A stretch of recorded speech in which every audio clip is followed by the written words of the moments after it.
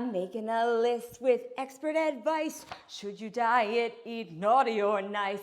The strong RD's laying it down. She sees me when I'm eating. She knows when I've had cake. She knows if I eat bad or good. Oh, eat good! For goodness sake. What's up, health nuts roasting on an open fire?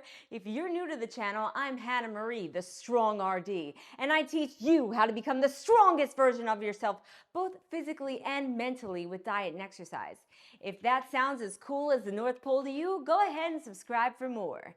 Now let's get into the video. Should you diet during the holidays? I'll tell you 3 reasons why you might want to be nice and diet, and 3 reasons why you may want to be a little naughty. Don't diet. Then it's up to you to decide. And don't worry, if you choose naughty, I won't tell Santa, though he might be a little angry if you eat all of his cookies. Put that cookie down! Now! But first, let me start with a disclaimer saying that I actually hate, double hate. Loathe entirely. when people say they've been naughty whenever they break their diet. I just saw an opportunity for a witty video title and ran with it like Rudolph. But unlike the red-nosed reindeer, I won't be throwing up any red lights at your dietary choices. While I would love for you to be mindful of your diet every day of the year, I'm not judging you for eating some sweet treats. And I don't actually watch what you eat, unless I'm hungry and I want some. Now, rather than go straight down the list, I'm going to be countering the reasons for being nice or naughty. If after I've covered the considerations for both and you can't decide what route you want to take your sleigh, I'll offer an alternative solution to the extremes. I'm calling it the NAUICE list. My producer is laughing. I'm very serious about this term because it is an original term that I made up combining naughty and nice. Genius, I know. I'm a bit biased, but I think it's the best option. I'll let you decide though. First, let's start with the nice list. Nice number 1. Jumpstart January. Reason number 1 why you may want to keep up a healthy lifestyle during the holiday season. You'll get a jump start on your New Year's resolution, assuming it has something to do with weight loss and or exercise, since that's usually the case. The gyms are the emptiest they're gonna be for a while. January 1, the resolutioners are coming. Take advantage of the private gym and establish yourself as a regular if you aren't already. Most people backtrack on any and all progress they've made from Halloween through the end of December, justifying their lack of effort by saying they'll get back to it in the new year. Worst case scenario, they end up putting on even more weight. Does this look like a little weight to you? I mean, if you think about it, there's a solid 2 months between the 31st of October and December. Are you using the time wisely? If you want to make a meaningful change, not just a change from Reese's Pumpkins to Reese's Trees, you'll be nice and peppermint stick to your diet. But if you don't really care that much about weight loss goals right now, and you'd rather be a little naughty, that's okay too. Or the opposite, maybe you care a little too much. Brings me to naughty number 1. Lighten up! Good.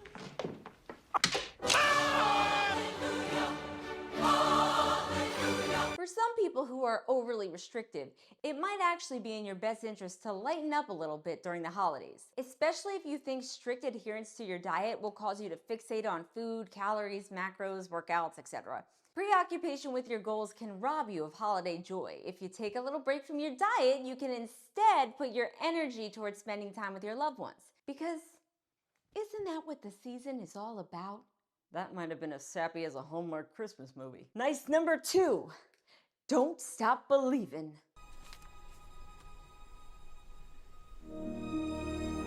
I know and have worked with plenty of people on both sides of the diet and exercise spectrum, from super strict South Pole to the nonchalant North Pole.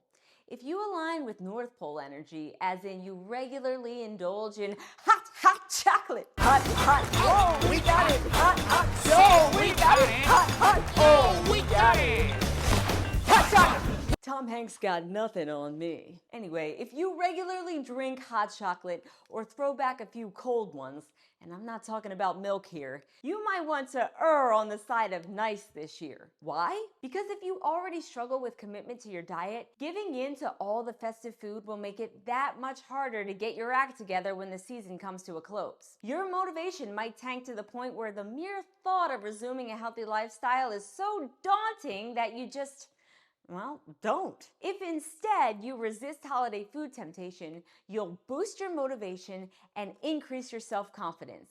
You'll believe in yourself, because if you can successfully navigate holiday eating, you can do anything. You'll have everything you need if you just believe.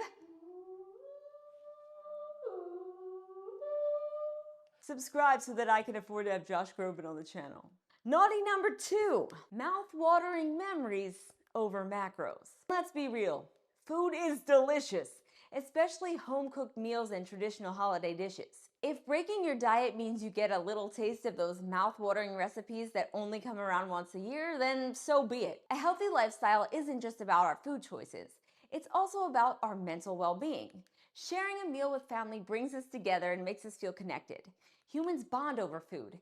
Eating can be just as much about culture and tradition as it is about calories and nutrients. And your family cares much more about being with you, creating memories over dishes and desserts, than what size jeans you wear. So go ahead and have 1 or 2 or 10 of Grandma's homemade pizzelles. If you rip those jeans, you know Grandma will sew them back up, as long as she doesn't get hit by a reindeer. Grandma got run over by a reindeer trying to sew up your jeans. Christmas album coming next year. Nice number 3, don't feed them. Jokes aside, even if you embrace naughtiness, you shouldn't eat 10 pizzelles in one sitting. That's called binge eating, and it's a serious issue for a lot of people, especially those who have been dieting for a while and restricting highly processed carbs and sugar. When you finally give in to a craving for something sweet, your brain will be overly stimulated by the feel-good hormone dopamine, which is going to make you crave even more sugar so that you keep experiencing the rush. That's why I preach the importance of balance, eating a healthy diet the majority of the time, but allowing yourself to enjoy less than ideal foods in moderation. If that isn't you, meaning you've had an all or nothing mentality when it comes to your diet, I encourage you to reconsider your approach for greater sustainability and long-term success. However, I suggest you don't attempt to find balance for the first time during the holidays. We don't want you to experience a dopamine surge that turns you into an angry gremlin at the annual Christmas party.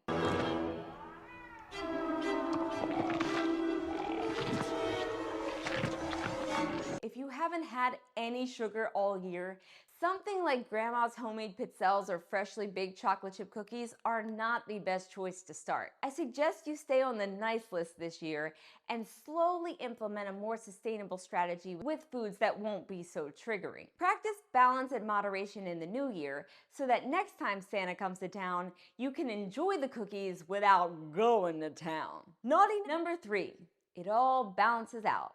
Steady spaghetti. Can you pass the maple syrup, please? I didn't put... It's spaghetti. But what if you want to go to town? Not one of those magical Christmas towns in the Hallmark movies, but Sugar Sin City. Well, lucky for you, kind of like what happens in Vegas stays in Vegas, what happens on Christmas stays in the Christmas past. Our bodies naturally regulate our hunger hormones in response to our energy intake. So if you overdo it one day, you'll likely have a suppressed appetite the next. Or you'll naturally feel an urge to move around a little more to expend those extra calories. The body is an amazing thing that has evolved to adapt to different conditions and quickly get back to steady spaghetti. I mean, homeostasis. Sometimes our ancestors didn't eat for days. Other times they feasted as if it were a major holiday. They survived, or else you wouldn't be here. And you'll survive too, because everything balances out. So, season's eatings. It's okay to be a little naughty this time of year. You'll just have to answer to Santa. Santa! Oh my God! Santa here? I know him. Well, little boy, girl, non-binary person, elf, fairy, or some other mythical being? Are you gonna be on the nice list this year or the naughty list? Both have their pros and cons. Ultimately, it's up to you how committed you want to be and how much you're willing to sacrifice. But what if I told you you can have your fruitcake and eat it too? Ditch the extremes.